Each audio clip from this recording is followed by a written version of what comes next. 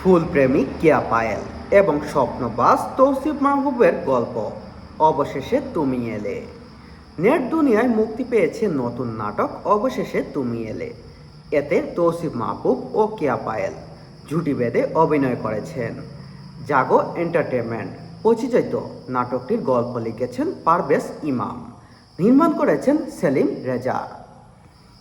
পরিচালক জানান, এ নাটকের শুটিং হয়েছে রাজধানীর উত্তরা এলাকার ৩০০ ফিট বনবিথি হাউসে। নাটকটি গত ১৪ই মে ইউটিউব প্ল্যাটফর্মে জাগো এন্টারটেনমেন্টে প্রকাশিত হয়েছে।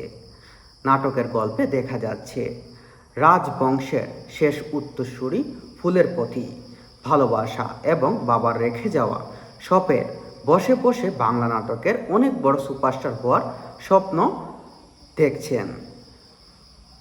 নাটকের শুরুতে ফুলপ্রেমী কেয়া পায়েল অফিস থেকে বাসায় ফেরার পথে সালমানের ফ্লাওয়ার শপে আসে ফুল কিনতে। প্রথম দেখাতেই কেয়ার প্রেমে পড়ে যায় তৌসিফ মাহবুব। এরপর এগিয়ে চলে নাটকের প্রেম